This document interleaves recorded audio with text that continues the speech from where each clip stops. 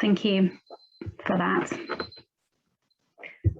So we'll proceed now with our conference programme.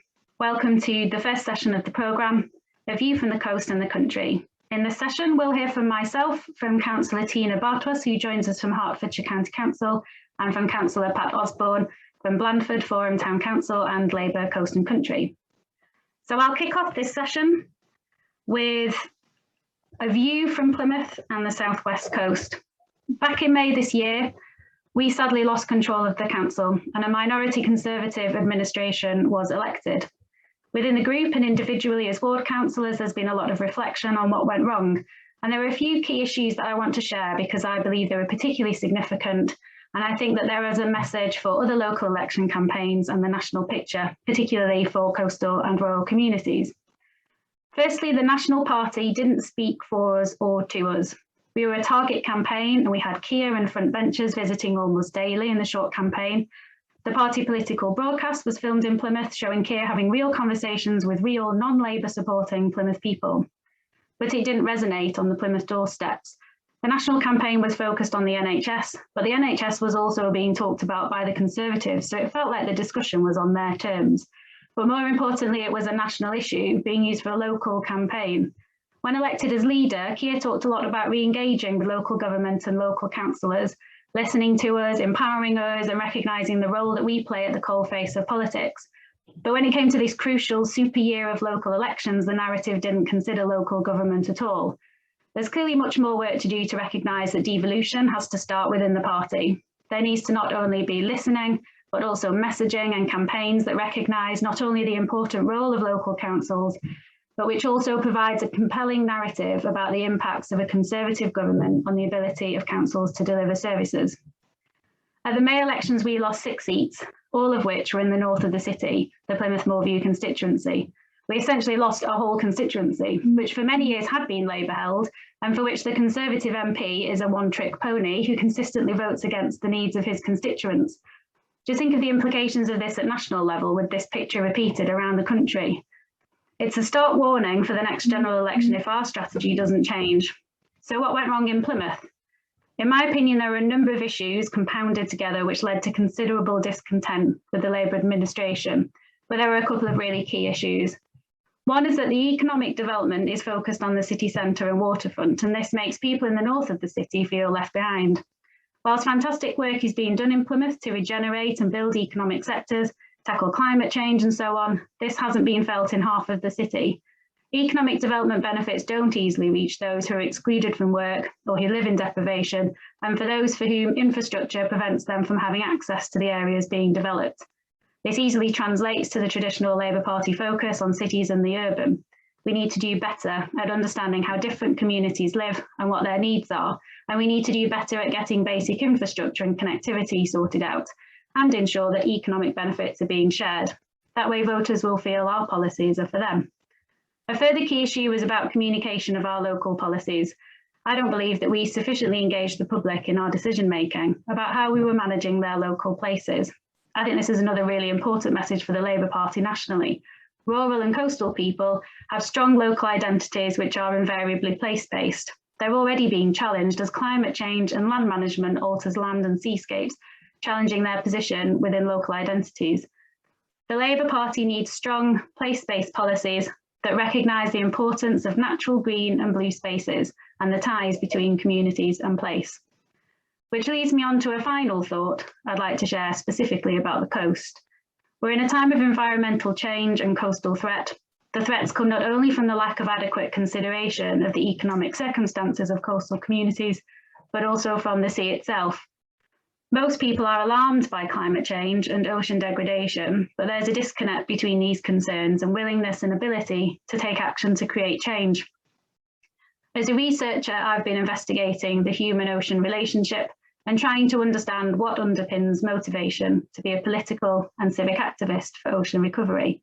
And my research has pointed to a specific role for the sea itself, its capacity to emotionally attach us, and the cultural associations that we have with the sea have the potential to shape a marine identity within us, and preservation of that identity when it's threatened by coastal change is a motivation to take action.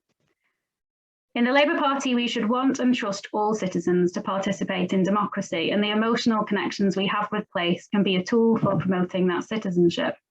A Labour Party which roots policies in the places that shape our identity is a party which will inspire activism, and feet on the ground, knocking doors and being visible is what we know wins elections for Labour, getting us the votes we need to create real change.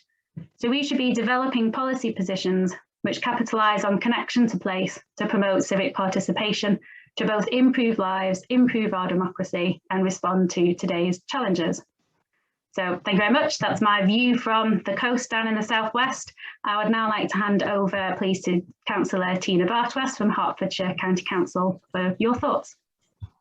Thank you very much for that, and your thoughts there were really interesting. So I'm Councillor Tina Bhartwas, newly elected for the Letchworth North Division on Hertfordshire County Council, where I'm also the Labour spokesperson for the environment. In May, I gained a seat off the Tories in their so-called heartland, winning by 46 votes against the odds in the national picture.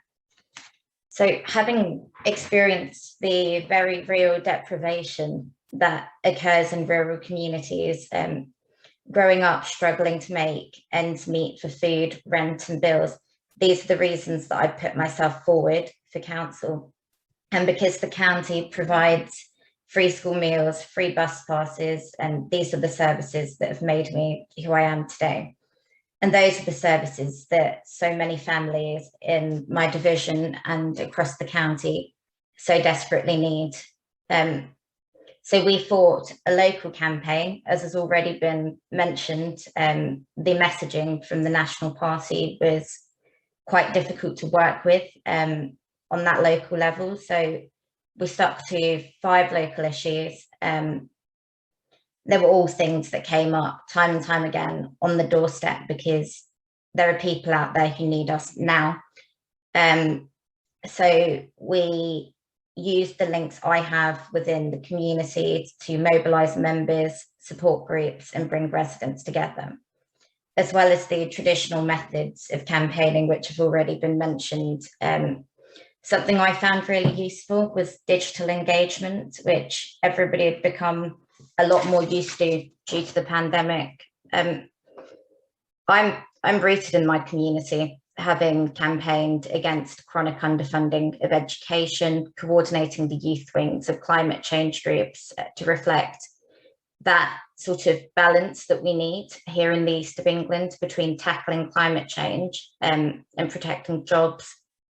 And I'm also the founder of Hertfordshire Against Holiday Hunger. That was a process during which I petitioned the council to extend free school meals to vulnerable families during the pandemic. As well as that, I have a charity sector background that has further highlighted the need for Labour values in our community.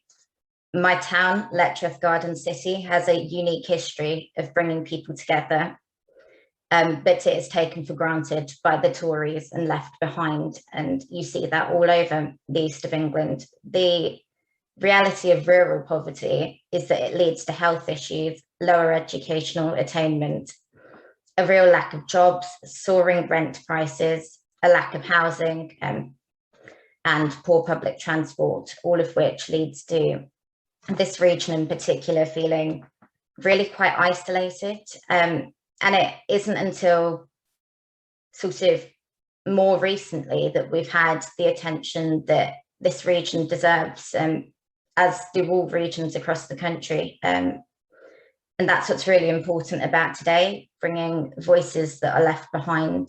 If Labour is to win in rural communities, we need to, as a party, produce the policies that speak to the people of Hertfordshire and the east of England, but in a way that's working with them to address the concerns around the poverty that's often quite easily masked.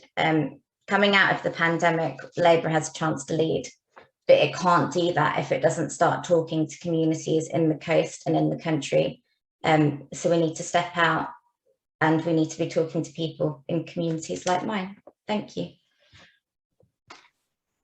Thanks, Tina. Some really great thoughts there, and I'm glad that we share some views. They must be correct if the two of us are saying it. So we'll now move on to Councillor Pat Osborne from Blandford Forum Town Council and also a member of the Labour Coast and Country Steering Group. Over to you, Pat. Thanks, Pam. Last year, I was fortunate enough to speak on this very same topic, and the discussion was very much more around what life after COVID might be like. In a year down the line, we're still very much in that living with COVID kind of a phase. Now, we didn't have any elections in North Dorset over the last year to talk about, so I'm just going to talk about the the current situation within my community. So COVID, there's been a massive impact economically particularly on the small businesses in the town centre. We've lost some have adapted and thrived. They've turned to a delivery model. They were forced to turn to a delivery model, and the local community supported them through the tough times of the lockdowns, which was great. Some are back and they're struggling. Some are really struggling to get staff at the moment. They had to lay off staff during lockdowns under when they closed down themselves.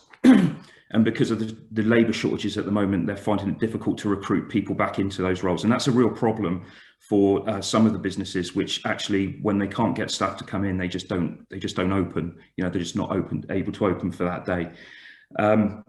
Alongside that, and related to that, it's evident that there's less on the supermarket shelves than there was a few months ago as well. So there's a kind of a level where services and goods aren't reaching people for a number of different reasons. So the social impact of that's been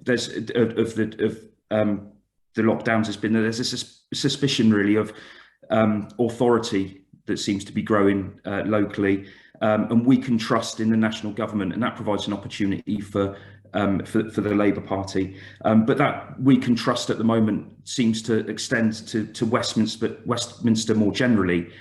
Where trust's grown is with local government and local councillors that have worked on the ground and offering support to people throughout the lockdowns and throughout the whole COVID situation. Those councillors of all political party colours, it's evident those that did and evident those that didn't. And it's those that did are the ones that are going to reap the benefits when it comes to our elections in a couple of years' time. People have decided themselves that enough's enough as well, and they've just stopped wearing masks. The number of people that say to me, don't worry, I'm double jabbed, as if it's going to give them, not only protect them, but magically offer protection to everyone around them as well. That's a concern. We're probably looking at another spike in terms of COVID, and people are walking blindly into that. People are worried about the effects on their kids' education, mental health, and their health. They're still largely the unjabbed population. We've seen an increase in food bank use. The £20 in reduction in universal credit will hit more people harder than and to a greater extent than I think a lot of the Tories understand. And that's evident really from people that are coming to use the community fridge in the project that I'm involved in. The other important thing I think is that over the last couple of years, where particularly at a town council level, much of our operations in terms of things like addressing climate change, etc., were all halted because the resources were shifted to deal with the COVID situation. So we need to start looking at that really, because it's inevitable that something needs to be done there. So all in all, some opportunities coming out of this for those that have lived those Labour, for those aspiring councillors that have lived those Labour Party values during the pandemic and got stuck in and supported their communities.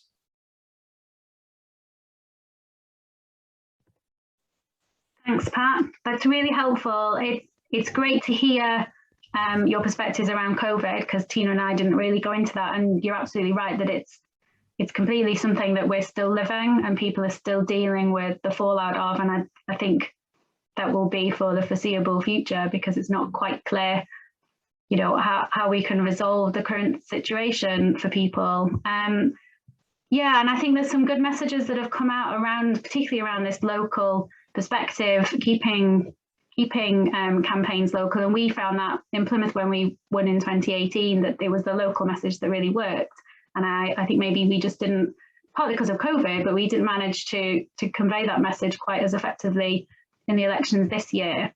And I think it's useful to hear about some of the different tactics. Digital engagement, super important. As you say, Tina, people have got a lot more used to being online than they used to be, and new communities are now engaging online. So that's always something that's really important in the campaigns. And I think just not losing sight of the actual circumstances and living conditions and experiences of people is really important for making sure that we can respond to that. So amazingly, because everybody was really succinct and wonderful, we're actually slightly ahead of time. So we weren't going to have questions for this session, but we do have time. So if someone has a small comment they want to make or would like to ask anything about any of the things that we've presented, now is the time to pop your hand up or pop a question in the chat. I'll just wait for a moment and see. I'm not seeing any hands currently.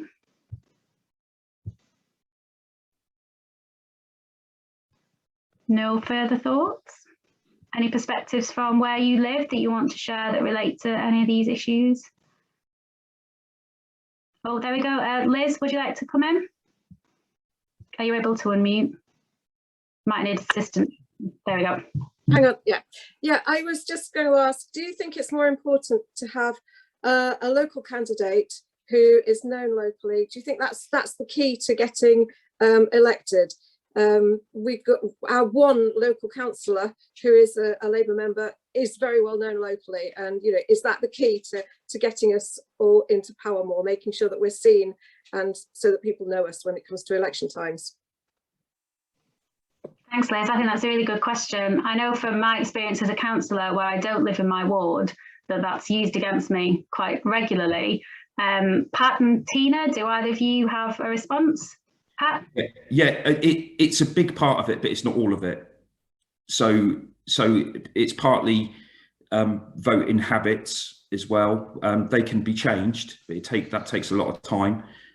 It's partly the national picture, and particularly in when local elections are, you know, near to general elections, that it does seem to we do seem to run our general elections on a more presidential basis. It does appear to be more presidential than individual members that are brought into keen focus, particularly in North Dorset.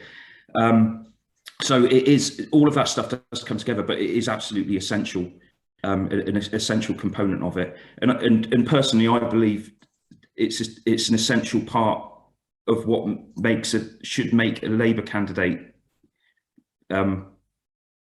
But you know, that said, you can still have.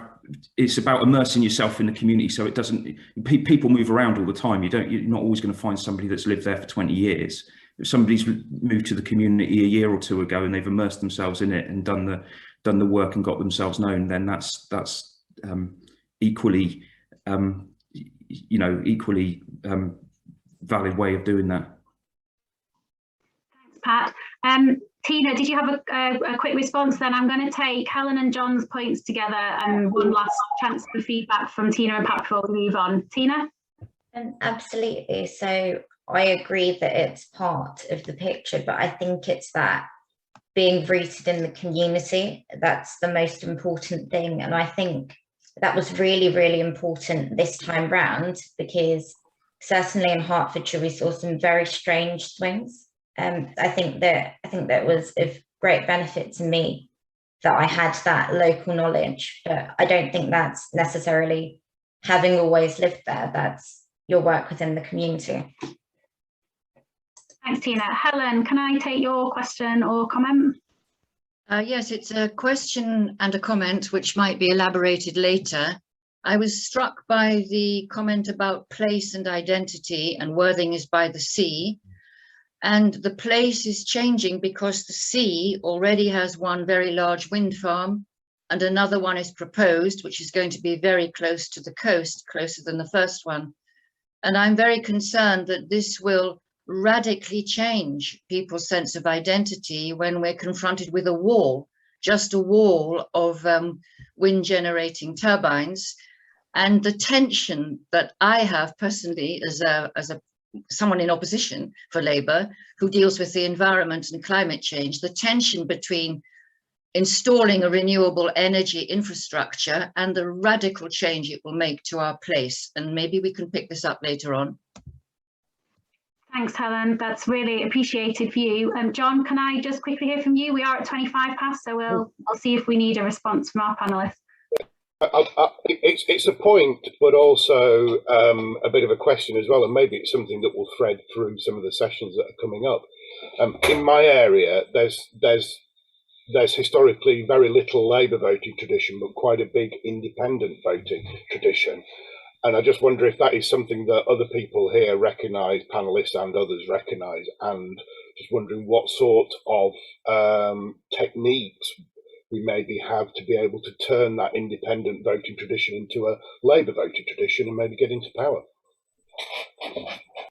Thanks, John. Thanks for those thoughts. So, Tina and Pat, do you have a burning response, or can I pass over to Alex and we'll pick those themes up later on in the conference? Yeah, nothing burning, but I recognise the John's comment around the independent tradition. Lovely, thank you. Tina? So on the first point about the environment, I think it's really important that it's a case-by-case basis, right? And you're looking at the trade-offs for the community and the environment. In terms of independent voting tradition, we've got some other things going on in Hertfordshire, and I think that comes back to the messaging. What is our message? How are we delivering it, and where? Thank you. Thank you. So thanks for those thoughts and contributions. Thank you so much for Tina and Pat's views, and for impromptu taking some questions that wasn't planned. That's great. I'll pass now on to Alex Mayer, who will be chairing the next session. Thank you, everyone. Thanks ever so much, Pam. So good morning, everybody. My name's Alex Mayer. I'm a former MEP and a rural resident, and I'll be your chair for the next 40 minutes or so. So we're moving on to our next session, which is talking about building Britain's future and serving the nation. And I'm really excited because we've got three great speakers lined up. We've got Jeff Smith, who's a Manchester MP and former councillor, and most importantly, he's Shadow Minister for Local Government. And that's a really, really great job because he gets to see every day the difference that Labour councillors and Labour councils are making in power. So whether it's building council homes, whether it's the COVID response, whether it's what we're doing to improve local schools and health services. We're also going to be joined by two Metro mayors, and that's because we had some really, really great successes in the elections in May under Keir Starmer. And also, I would say, with the help of Labour Coast&Country, because we definitely did some dialogue phone banking for the two Metro mayors who were then candidates, but managed to beat the Tories. And what's really good is that now we've got Metro mayors right across the country, not only covering urban areas, but also covering rural and coastal areas. In fact, 20 million people are now represented by Labour Metro mayors. And they've got powers over things like jobs and skills and homes and transport. And we can really see the difference that Labour in power is making. So we've got two of them here today. We've got Dr. Nick Johnson. He is the Metro Mayor for Cambridgeshire and Peterborough. He's a doctor and used to be a district councillor, and he represents, as I said, Cambridgeshire and Peterborough. So that's as well as those two towns, cities. He also represents a lot of flat areas of Fenland and counts John Major, the former Prime Minister, as one of his constituents. And then we've got Dan Norris, who's the Metro Mayor for the West of England. He beat the Tories too, brilliant majority, 40,000 majority now, former child protection officer, and used to be an environment minister in the last Labour government. He's also got some urban areas of Bristol and Bath, but also some really, really rural areas too. Some with fantastic names, including Midsummer Norton, which is definitely a real place, and not something off ITV where you're expecting some murders. And he also counted Geronimo, the ill-fated alpaca, as one of his constituents. So our special guests are going to speak for around 5 minutes each, and then it's going to be over to you. So please get thinking, get ready to raise those virtual hands in a way that we're used to on Zoom these days. So first of all, it's my great pleasure to introduce Jeff to talk to us for 5 minutes. Jeff, over to you. Great, thanks, Alex. I'm delighted to be here on behalf of the Shadow Local Government team, and it's a pleasure to be here with the two fantastic Labour mayors. I thought I'd briefly outline what we're up to in Parliament in the Communities and Local Government brief. And I'm afraid, as you say, I'm from the archetypal Labour big city constituency, so very keen to hear the discussion. You may have heard Keir Starmer say earlier this year, no party can claim to represent the country if it doesn't represent the countryside. Extending that to local coastal communities, our offer to those communities is going to be absolutely vital to everything we do. It's key to building a better country, of course, but it's key to our future electoral success and our hopes of forming a Labour government, because we can't win in power without winning in coast and country seats. So it's really important to us, and we're making a start. I noticed there's a couple of colleagues from Worthing in the conference today. Good results in local elections in May in Worthing. We've got Nick and Dan, so we've got examples of how if we connect with voters, we can win in these communities, some of which have been previous Tory strongholds. And I hear what Pam was saying earlier about our messaging, and we need to be building our programme for those communities, focusing on some of the key issues for those communities. So connectivity, whether that's transport links or broadband connectivity, low rural wages and poverty, affordable housing, access to decent public services. You know, a lot of those are common wherever we live, and Labour needs to speak to the whole country, because we know that 10 years of austerity has weakened the foundations of rural and coastal communities, as everywhere else, with public service decimated. And we're trying to address those issues now. I think you'll all be aware, I hope, of our review of rural policy. Our colleagues in the DEFRA team have been undertaken, led by Luke Pollard. And the plan is for Daniel will probably talk more about this later, but the plan is for a kind of year-long listening exercise and to produce a rural strategy. And the first findings from the first phase, which the submission is closed in July, but the findings from the first phase due to reported to conference in September. So I can't, I'm afraid, say anything specific at this stage, but watch this space. So my boss, Steve Reid, Shadow Secretary of State for Communities and Local Government, is very keen on saying you can't level the country up without